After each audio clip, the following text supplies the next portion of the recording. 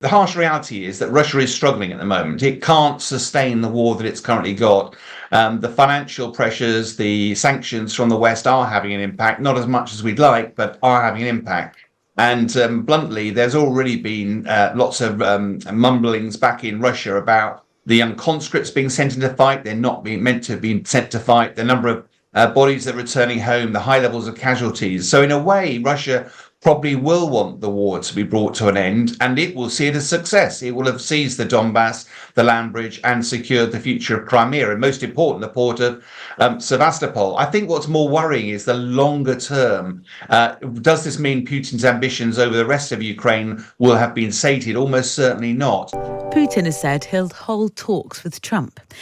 In fact, the Russian president praised the president-elect, describing Donald Trump as courageous, saying he acted like a man after the assassination attempt.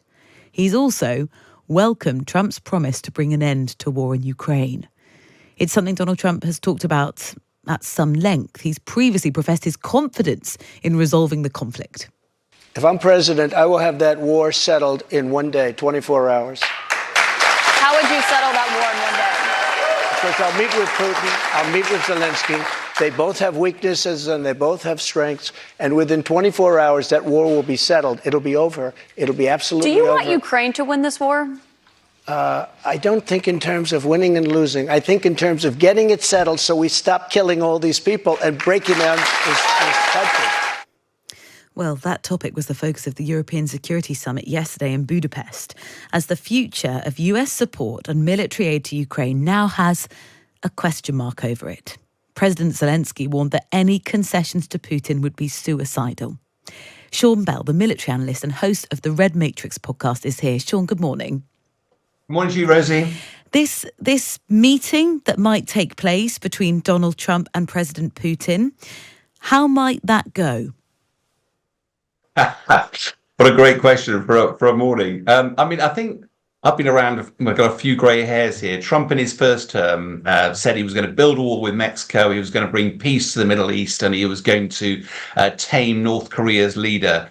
None of those things actually happened. I have no doubt that Trump aspires to bring the war to an end, but how much influence he actually has will be really interesting to say. I've no doubt the two of them will meet. I suspect most of the analysts believe that Putin is somewhat concerned about where Trump may go because he could be quite irrational. But overall, I think the biggest person to worry here will be President Zelensky, because the only way that America will bring this to an end is to appease the Russian president, and that will have profound implications for the West. So let's see. How perilous a position is Ukraine in right now? If we look at its actually just the geography of where it is on the battlefield, and then its funding, because that comes chiefly from the US, but also then from Germany, and that funding also potentially has a question mark over it. Yeah, two interesting. The first one, on the front line in the Donbass, which is where the Russian focus of effort is, they are grinding forward. It's a war of attrition. The Russians taking huge casualties. It's not a sustainable level at the moment, which is why that they brought in North Korean troops. They've been looking at mercenaries and all sorts, and they haven't made as much progress as I think most analysts believe. They wanted to draw this to an end, or at least take the Donbass before President Trump came into office, so that they were able to be in a position to negotiate. It's also worth remembering, in the Kursk area where the Ukrainians have sort of made a move into Russia itself. If you look at the footprint there, it's down by about a third. So the Russians are also pushing the Ukrainians out there. All across the battlefield, it's back on the back foot, even though Ukraine is doing some deep strikes on the battlefields, is actually proving very, very difficult. Indeed. So it'd be really interesting to see exactly. What was the second part of the question? Sorry, Rosie. Well, I think the kind of the crux of it is, if there is some kind of if there was going to be a negotiation, which is what ended this war, how sort of powerful a position is Ukraine in?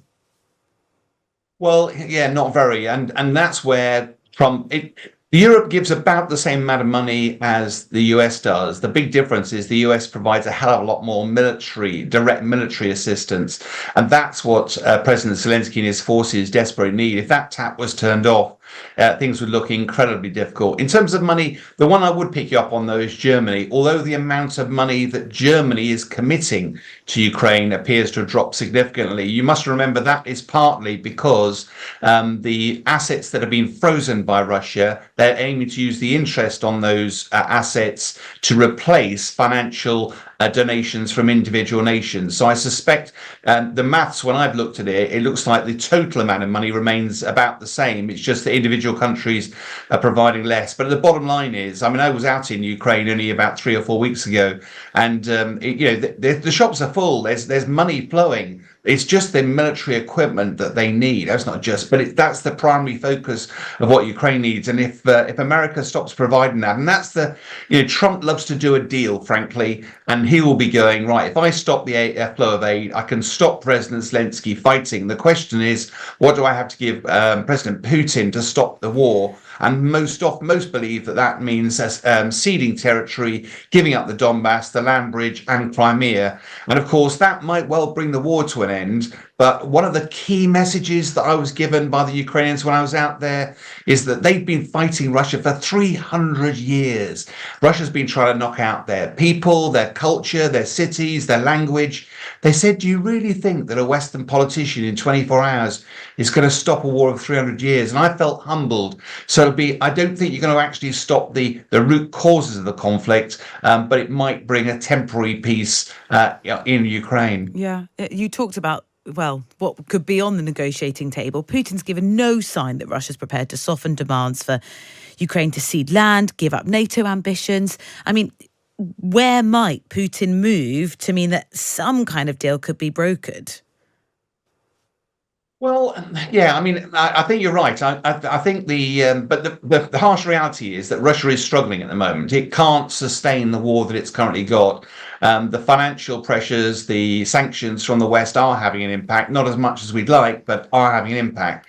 And bluntly, there's already been lots of mumblings back in Russia about the young conscripts being sent into fight. They're not being meant to have been sent to fight. The number of bodies that are returning home, the high levels of casualties. So in a way, Russia probably will want the war to be brought to an end, and it will see it as success. It will have seized the Donbass, the land bridge, and secured the future of Crimea, and most important, the port of Sevastopol. I think what's more worrying is the longer term. Does this mean Putin's ambitions over the rest of Ukraine will have been sated? Almost certainly not.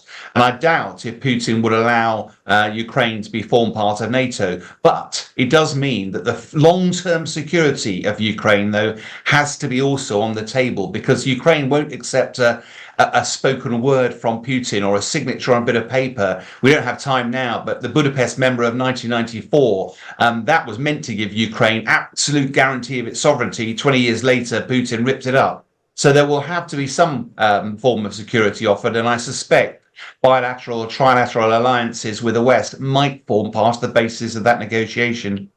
Sean, thank you so much, as ever. It's been so excellent to have your analysis. Sean Bell, the military analyst and host of the Red Matrix podcast.